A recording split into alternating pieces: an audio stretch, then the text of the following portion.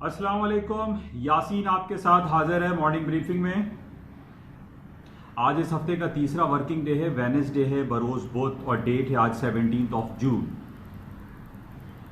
Market में 3-4 दिन से जो भी हम हालात व वाक़यात देख रहे हैं वो आपके सामने हैं। मार्केट में बहुत ज़्यादा अप्स एंड डाउन्स चल रहे हैं।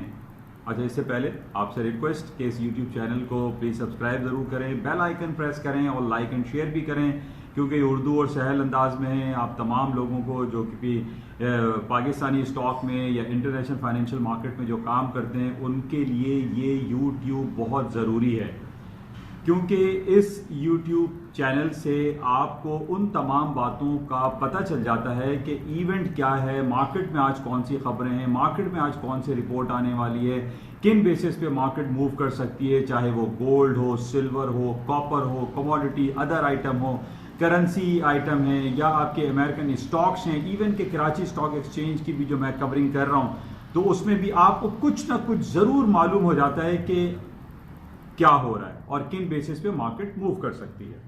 तो उन तमाम लोगों के लिए जो भी इंटरनेशनल फाइनेंशियल मार्केट में या कराची स्टॉक एक्सचेंज में PSX इंडेक्स में काम करते हैं, वो इस चैनल को लाजमी सब्सक्राइब करें और वो खुद भी सुने और उन तमाम लोगों को भी ये शेयर करें जो कुछ ना कुछ किसी न किसी हवाले से इंटरनेशनल मार्केट में या इवन डॉलर के मार्केट के बारे में वो जानना चाहते हैं कि डॉलर की मार्केट हाई है या अप है, या किन बेसिस पे पाकिस्तानी करेंसी अप्रिशिएट हो रही है या डेप्रिशिएट हो रही है। उन तमाम लोगों के लिए इस यूट्यूब चैनल जिसका नाम एन आई ऑन मार्केट है उसको सब्सक्राइब करना, इसको लाइक शेयर करना बेल आइकन के साथ बहुत ज़रूरी है, क्योंकि एक छोटी सी इंफॉर्मेशन आपको आपके डिसीजन में बहुत अहम किरदार अदा कर सकती है कि आपको बाय करना है या सेल करना है, आपको अपने पोर्टफोलियो को किस तरीके से मैनेज करना है, आपको कौन से ऑप्शंस को एक्सरसाइज करना है जिस बेसिस पे आप इस फाइनेंशियल मार्केट में इन्वेस्टमेंट करते हैं और अपनी ट्रेडिंग करते हैं, अपनी पोर्टफोलियो को इन्वेस्ट करते हैं, अपनी जो स्टेक आप लेते हैं उसको, उसके लिए बहुत ज़रूरी है आपके लिए। तो बहरहाल आज जो सबसे इम्पॉर्टेंट हमारे पास इवेंट रहेगा शाम में, यानी पाकिस्तानी वक्त के मुताबिक शाम 7 बजे, मिस्टर जर्मी पावल जो कि फेडरल रिजर्व बैंक के चेयरमैन हैं, उनकी 2 दिन की टेस्टिमनी हो रही है। आज उसका आखिरी और दूसरा और आखिरी दिन है, इम्पॉर्टेंट है। कल भी मैंने आपसे ये कहा था कि अक्सर लोगों को मालूम नहीं रहता, मेरे पास कॉलें आती हैं, लोगों को मैं बताता हूं तो उनको मालूम ही नहीं होता कि भाई आज टेस्टिमनी हो रही है, इनकी टेस्टिमनी पे मार्केट में मूव आ सकती है। उनकी तरफ से इंटरेस्ट रेट के हवाले से, स्टिमुलस पैकेजेस के हवाले से कोई अनाउंसमेंट अगर आ गया तो स्टॉक मार्केट में gold, silver, crude oil, currency item में एक भूचाल जैसी कैफियत बर्पा हो जाती है। तो आपको जरूरी है कि आपको मालूम हो कि आज कौन से इंपॉर्टेंट इवेंट है जिस बेसिस पे मार्केट मूव कर सकती है, ताकि आप उस लम्हे, उस वक्त या on the basis of technical reality पे आप थोड़ा सा रुक जाएं। आप बाय की जगह सेल, सेल की जगह बाय ना कर दें, आप कोई गलत डिसीजन ना ले लें, कहीं आपको इस पे नुकसान उठाना पड़े। और अक्सर लोगों को मैंने देखा है जो अपने पोर्टफोलियो को मैनेज कर रहे होते हैं, उनको इन बेसिक्स का पता नहीं होता, इनको मालूम नहीं होता कि आज कौन सा इंपॉर्टेंट इवेंट है और किन बेसिस पे मार्केट मूव कर सकती है। तो मैं उन लोगों से रिक्वेस्ट करता हूं, ये मैं अपनी प्रमोशन के लिए नहीं कह रहा हूं कि आप मेरे YouTube चैनल को सब्सक्राइब करें तो मेरे लाइक्स बढ़ेंगे और ये बढ़ेंगे। नो, आपके लिए ये मैं पिछले 25 साल मेरे इस मार्केट में गुजर गए, मैं सिर्फ थोड़ा सा शेयर करने की कोशिश करता हूं कि जो कुछ मैंने इन पिछले 25 सालों में इस मार्केट में देखा है और जो मेरा एक्सपीरियंस है वो मैं आपके साथ शेयर करता हूं। मैं कोई गारंटी नहीं कर सकता कि भाई बाय करेंगे तो मार्केट ऊपर जाएगी, सेल करेंगे तो मार्केट नीचे चली जाएगी। नो, ये सिर्फ एक शेयर होता है, एक नॉलेज शेयरिंग चैनल है कि जनाब मार्केट में कौन सी इंपॉर्टेंट इवेंट्स है। आज जिस तरीके से मैंने आपसे कहा कि आज शाम को 7 बजे सेकंड एंड लास्ट डे जर्मी पावल का है, बड़ा इंपॉर्टेंट होता है। जाहिर है कांग्रेस के सामने जो banking committee, joint economic committee के सामने इनकी टेस्टिमनी होती है और इनसे पूछा जाता है, और खासतौर पर ये 6 महीने की सेमी एनुअल इकोनॉमिक रिपोर्ट है और बड़ी इंपॉर्टेंट है कि पिछले 6 महीने में जर्मी पावल साहब ने अमेरिकन इकोनॉमी के लिए किया तो क्या किया, अगर किया तो क्यों किया। तो ये सारी बड़ी इंपॉर्टेंस रखती हैं और खास तौर पे ये पिछले 4-6 महीने से हमारे सामने जो कोरोना वायरस पैंडेमिक के हवाले से जो सेंट्रल बैंक ने डिफरेंट स्टेप्स लिए हैं उसके हवाले से भी क्रॉस क्वेश्चनिंग होगी, उनसे पूछा जाएगा कि जनाब आपने 1.5% इंटरेस्ट रेट डिक्लाइन किया तो क्यों किया, और अगर किया तो उसके पॉजिटिव रिजल्ट्स क्या है, अगर नेगेटिव रिजल्ट्स हैं तो उसको आपने किस तरीके से हैंडल किया।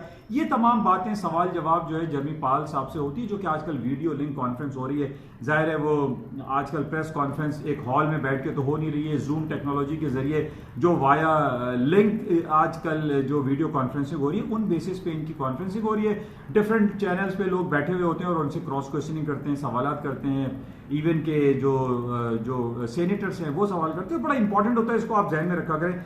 अच्छा, इसके साथ ही आज शाम में 7 बजे इनकी रिपोर्ट है। अच्छा, कल हमने ये देखा था कि कल इनका पहला दिन था, उसमें भी काफी हम इस इंडिकेशंस को इन इशारों को ढूंढते रहे कि जनाब क्या अमेरिका अपना इंटरेस्ट रेट नेगेटिव टेरिटरी में लेके जाएगा।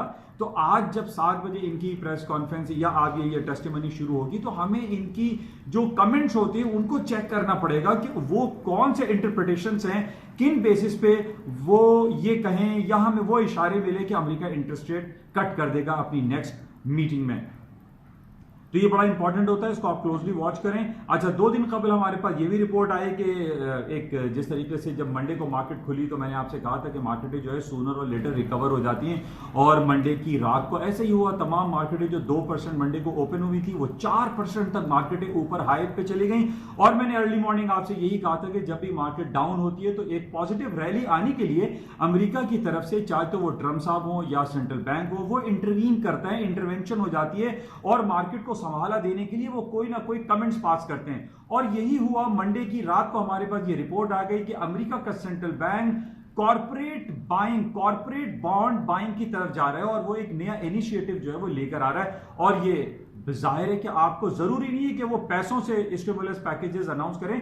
उन्होंने कॉर्पोरेट बॉन्ड की परचेजिंग के हवाले से जो अनाउंसमेंट की लेट नाइट मंडे को, मार्केटें सारी ऊपर की तरफ चली गई, पॉजिटिव हो गई। और मैंने आपसे यही जिक्र किया था कि मार्केट में अगर डाउनफॉल आता है तो इंटरवेंशन की सूरत हाल लाजमी तौर पर पैदा हो जाती है। और ये इंटरवेंशन की कहानी कोई आज नहीं है, फॉर लास्ट 20 ईयर्स से मैं ये देख रहा हूं।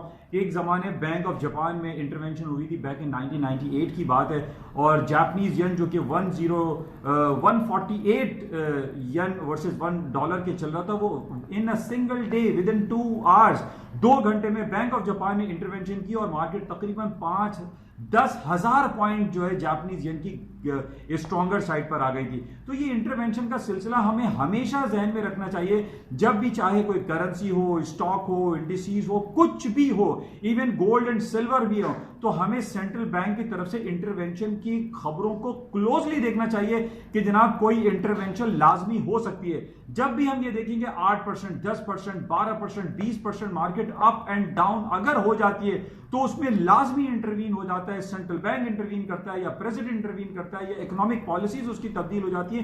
तो हमें ये जहन में रखना चाहिए। और मंडे को कुछ ऐसा ही हुआ और अमेरिका के सेंट्रल बैंक ने इंटरवेंशन कर दिया और कॉर्पोरेट बॉन्ड बाइंग की बात उसने कर दी। तो इसको हम कह सकते हैं कि एक अच्छा खासा स्टिमुलस पैकेज अनाउंस कर दिया सेंट्रल बैंक ने। और उसी दिन, उसी रात, मंडे की रात को हमारे पास यह खबर भी आ गई कि अमेरिका अब राजी हो गया है 5G टेक्नोलॉजी के हवाले से कि वो हुआवी को तमाम जो रिसोर्सेज हैं वो प्रोवाइड करने के लिए आमादगी उसने जाहिर कर दी, जिसकी वजह से स्टॉक मार्केट में दोबारा से तेजी आ गई।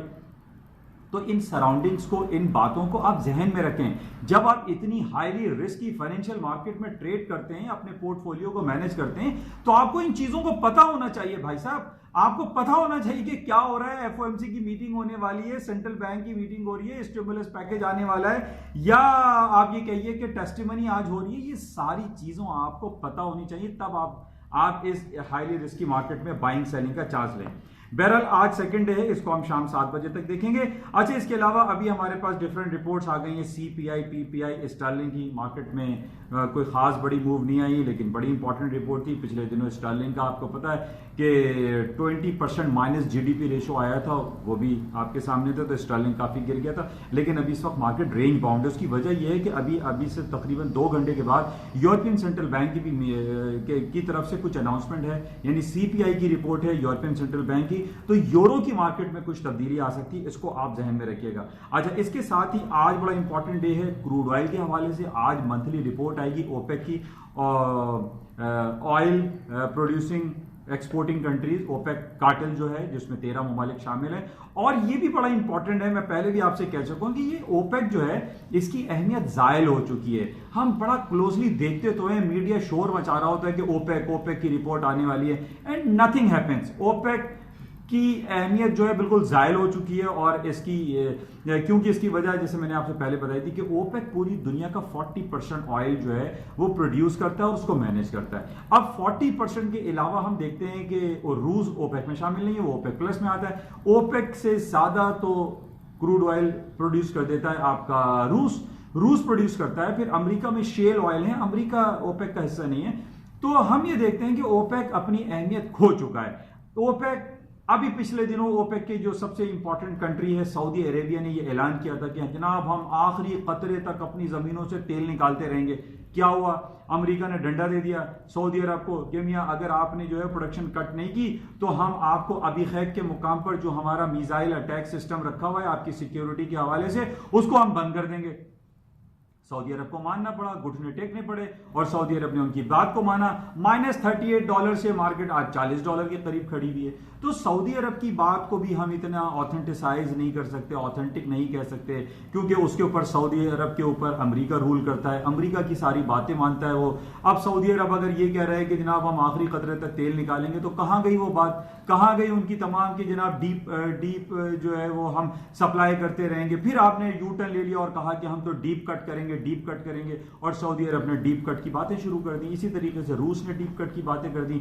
अब रूस और सऊदी अरब आपस में दस्तो गिरेबां रहते हैं। अब हम ये कहें कि जनाब ये ओपेक की रिपोर्ट आने वाली है, बड़ा इंपॉर्टेंट है, तैयारी पकड़ के रखिएगा, कुछ नहीं होगा, कुछ भी हो सकता है और तेल ऊपर जाएगा नीचे जाएगा, नथिंग हैपेंस।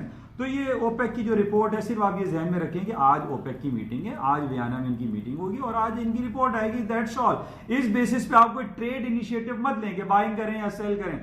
तो बहरहाल इसको आप ध्यान में रखिएगा। अच्छा, इसी तरीके से रात को लेट नाइट पाकिस्तानी वक्त में मुताबिक 1:30 AM अर्ली मॉर्निंग या लेट नाइट कह लीजिए, API अमेरिकन पेट्रोलियम इंटरनेशनल की API गालिबन यही एब्रीविएशन है, API की रिपोर्ट आई। उसमें उनकी जो इन्वेंट्रीज हैं, जो कमर्शियल क्रूड ऑयल होता है उनकी इन्वेंट्रीज डिक्लाइन कर गई हैं, जिसकी वजह से तेल की कीमतें ऊपर जा सकती हैं। उसकी वजह क्या है डिक्लाइन क्यों की? क्योंकि अभी 3 महीने के बाद आप देख रहे हैं कि पूरी दुनिया में रीओपनिंग की तरफ जा रहे हैं, कोरोना वायरस के केसेस कम हो रहे हैं, वैक्सीनेशन आ चुकी है।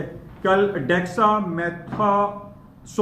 डेक्सामेथासोन ये बरतानिया ने ऐलान किया है कि डेक्सामेथासोन दवाई आ चुकी है और अब कोरोना वायरस का जो मरीज होगा वो इस दवाई को इस्तेमाल कर सकेगा और वो फौरन विद इन चंद दिनों में जो है वो दुरुस्त हो जाएगा, उसकी तबीयत ठीक हो जाएगी। ये दवाई आ चुकी है जिसकी वजह से तेल की कीमतें ऊपर जा सकती हैं, रीओपनिंग हो रहा है, जहाज चलना शुरू हो गए, गाड़ियां चलना शुरू हो गई हैं, बहुत सारी जगहों से लॉकडाउन खत्म हो गया है। न्यूजीलैंड हमारे सामने नंबर 1 है जिसने जो है तमाम सोशल डिस्टेंसिंग भी उसने ईज कर दी है। अब हालात बेहतर हो रहे हैं, बहुत सारे ममालिक में मैचेस शुरू हो गए हैं, क्रिकेट मैचेस हैं, टेनिस है, फुटबॉल है, ये तमाम चीजें आप देख रहे हैं कि हालात बेहतरी की तरफ जा रहे हैं। आज खबर है कि जनाब मॉस्को रूस ने अपने तमाम रेस्टोरेंट खोल दिए हैं और वहां पर लोग अब ओपन हो गए हैं, अब वहां बाहर जाके खाना पीना कर सकते हैं। तो ये बहुत सारी चीजें आ रही हैं जिसकी वजह से हम ये देख रहे हैं कि हालात बेहतरी जा रहे हैं। अच्छा, कल हमारे पास बड़ी इंपॉर्टेंट रिपोर्ट थी अमेरिका के रिटेल सेल्स की। कल मैंने आपसे कहा था कि industrial production and capacity utilisation की रिपोर्ट है, वो भी तमाम अच्छी आई। इसके अलावा रिटेल सेल्स ने तो हद ही कर दी। रिटेल सेल जो कि पिछले महीने खबर थी उसकी -15.2%, यानी सेल हुई ही नहीं, माइनस टेरिटरी में चली गई। और कल रिपोर्ट हमारे पास आई कि कल आनी थी 5.5 और आया 12.4 अनएक्सपेक्टेडली। आप ये समझ लीजिए कि 30% रिटेल सेल्स बढ़ गई अमेरिका की। उसकी वजह ये क्या है? अमेरिका ने $3.5 ट्रिलियन स्टिमुलस पैकेजेस अनाउंस कर दिए, लोगों के अकाउंटों में $1,200, $2,000 और $3,000 क्रेडिट कर दिए। लोगों ने परचेजिंग बहुत की और बहुत ज्यादा परचेजिंग करी। अच्छा, अब मैं आपको एक पॉइंट देता हूं, वो आप ये जहन में रखिए। हमारे पास ये पॉइंट मैं आपको पहले भी बता चुका हूं कि अगर 3 GDP रेशो अगर नेगेटिव टेरिटरी में आते हैं 3 महीने का मतलब है 9 महीने के बाद, तो किसी भी इकोनॉमीज को रिसेशनरी डिक्लेयर कर दिया जाता है और उस इकोनॉमी पे एक डॉट लग जाता है, नेगेटिव इंपैक्ट आ जाता है और पूरी दुनिया से उसका राब्ता मुनक़ता होना शुरू हो जाता है। अमेरिका का भी यही हाल है, 2 जीडीपी रेशियो नेगेटिव आ चुके हैं, तीसरा जो जीडीपी रेशियो है वो नेगेटिव कभी भी आने नहीं देंगे। और इसी बेसिस पे अब ग्राउंड ये बनाया जा रहा है कि जनाब देखें रिटेल सेल 40% 30% इंक्रीज कर गया, हालात बेहतर हो रहे हैं, कोरोना वायरस का पेंडेमिक खत्म हो रहा है, डेथ्स कम हो रहे हैं। अब जनाब न्यूयॉर्क एपिसेंटर बना हुआ था, वहां से खत्म होकर उसको उन्होंने ब्राजील में शिफ्ट कर दिया। तो what is happening behind these all drama? तो अब आप ये देख रहे हैं कि जनाब अब ब्राजील की कहानी चल रही कि ब्राजील में इतने मर गए, ब्राजील एपिसेंटर बन गया। क्या कोरोना वायरस क्या एक मूव करती हुई चीज है? क्या वो चांद तारा है कि वो मूव कर रहा है कि जनाब वो अभी ब्राजील से निकल के अब चिली में जाएगा तो वो अर्जेंटीना में चला जाएगा? तो ये कॉन्स्पिरेसी थ्योरी तो है, बहुत चैनल्स इसमें मीडिया बात कर रहा है कि कॉन्स्पिरेसी है कि जनाब रातों रात जो है वो अमेरिका से उठ के ब्राजील शिफ्ट हो गया। तो ये आप खुद समझ सकते हैं तमाम चीजों को। तो बहरहाल ये अब हम देख रहे हैं कि ब्राजील में ये तमाम हालात व वाक़या चल रहे हैं। अच्छा, इसके अलावा जो कल हमारे पास रिटेल सेल्स, उसकी वजह से स्टॉक मार्केटों में बहुत तेजी आ गई और अभी भी मार्केट में जो खबरें हैं वो पॉजिटिविटी की तरफ है। मार्केट में आप बाइंग चांस लें, आप सेलिंग करके चांस ना लें। मार्केट तो अप्स एंड डाउन 100-200 पॉइंट जो है नेस्डैक S&P डाउ जोन्स होते रहते हैं। आप बाय से चांस लें, आप सेलिंग से चांस ना लें, क्योंकि मार्केट में अभी भी जो हम कहते हैं ना कि शुरू से हम सुनते आ रहे हैं कि ट्रेंड इज योर फ्रेंड, और जब तक ट्रेंड रिवर्सल ना हो, जब सेलिंग आपको नहीं नजर आ रही हो, आप सेलिंग से चांस ना लें, आप बाय करके चांस लें। मार्केट थोड़ा सा डिप ले, आप बाय करें और नीचे के स्टॉप्स लगा के आप लॉन्ग रन में बैठ जाइए। इसी तरीके से तेल में भी अभी फिलहाल तेजी दिखाई दे रही है, स्टॉक्स में तेजी दिखाई दे रही है, इवन कि गोल्ड की कीमतों में भी इजाफा होगा। अब आप देखिए, मैं अभी ये ज्यादा चीजें देख रहा था, रिपोर्ट्स पढ़ रहा था। यमन में कल बड़ा एक सफाकाना कत्ल हुआ है, अटैक हुआ है, जिसमें 4 छोटे बच्चों को कत्लेआम कर दिया गया। एक बॉम्ब ब्लास्ट कर दिया गया एक गाड़ी में, जिसमें 14 लोग मर गए। यमन में डेली हम सुन रहे होते, कभी 30, कभी 40, कभी 50 लोग रोजाना। मतलब समझ में नहीं आ रहा कि हमारी यूनाइटेड नेशन क्या कर रही है। हमारे गुटरेस साहब जो हैं यूनाइटेड नेशन के सेक्रेटरी जनरल, वो कहते हैं कि ह्यूमन राइट्स के हवाले से बच्चों की हिफाजत की जाए, तो कहां हिफाजत हो रही है? छोटे छोटे बच्चे जो है यमन में कत्ल कर दिए जाते हैं, औरतों को, बुजुर्गों को मार दिया जाता है। What is happening in this particular area of Yemen, Aden और ये तमाम जो इलाके हैं, जो सादा है या यमन है, ये बड़े खतरनाक इलाके हैं। अब कहा यह जा रहा है कि ये ईरान की तरफ से जो फंडेड है हौसी कबाइल और जो सऊदी अरब की जो वहाँ पे गवर्नमेंट सपोर्ट गवर्नमेंट है यमन में, उनके दरमियान ये चपलिश चलती रहती है। और ये रोजाना हम देख रहे हैं वहाँ पे हजारों के हिसाब से महीने में 1000 लोग मर जाते हैं। इसी तरीके से आप देख रहे हैं साउथ कोरिया और नॉर्थ कोरिया में बहुत ज्यादा टेंस हालात हो रहे हैं। चाइना और इंडिया में जंग चल रही है लद्दाख के मुकाम पे, जो कि श्रीनगर से ऊपर का इलाका है। बहुत सारे वहां पे कर्नल, मेजर और बहुत सारे फौजी लोग हलाक कर दिए गए। कश्मीर के हालात आपके सामने, हांगकांग के मसाइल आपके सामने, फिर सीरिया में, यमन में, लेबनान में, फलस्तीन के हालात आपके सामने। इन बेसिस पे गोल्ड की कीमतों में अभी डाउनफॉल नहीं है, बाय करके चांस लें। और इन तमाम जियोपॉलिटिकल सिचुएशन के अलावा जो इंपॉर्टेंट खबर क्या है कि जनाब अमेरिका किसी भी वक्त अपना इंटरेस्ट रेट कट कर सकता है, जो कि बहुत स्पेकुलेशन है। आज इनकी जो जर्मी पावल की जो टेस्टिमनी होगी, इसको हमें बड़ा क्लोजली देखना पड़ेगा कि ये क्या कमेंट्स इनकी तरफ से आते हैं, क्या वाकई में उनकी तरफ से कोई ऐसे इशारे हमें मिलते हैं कि अमेरिका अपना इंटरेस्ट रेट नेगेटिव टेरिटरी में ले आएगा। ये बड़ा इंपॉर्टेंट है। तो बहरहाल ये कुछ बातें थी और खबरें थी जो कि आपके साथ शेयर की गई हैं। एक गुड न्यूज सिर्फ हम ये कह सकते हैं, डेक्सामेथासोन एक दवाई, एक ड्रग बना ली गई है अगेंस्ट कोरोना वायरस कोविड-19 के हवाले से, और इसमें बहुत सारी उम्मीदें वाबस्ता हैं कि इसके आने के बाद मार्केट में बहुत सारे हालात बेहतर होंगे, स्टॉक्स ऊपर जाएंगे और इकोनॉमिक एक्टिविटीज में इजाफा होगा, तेल की कीमतें भी ऊपर की तरफ जा सकती हैं। और ये थी इंपॉर्टेंट कुछ खबरें जो कि आपके साथ शेयर की गई। मैं उम्मीद करता हूं कि इन तमाम कुछ पॉइंट से आपको इंपॉर्टेंट क्लूज आपको मिल जाते होंगे जो आपकी ट्रेडिंग एक्टिविटीज में आपके लिए बेनिफिशियल होता होगा। Thank you.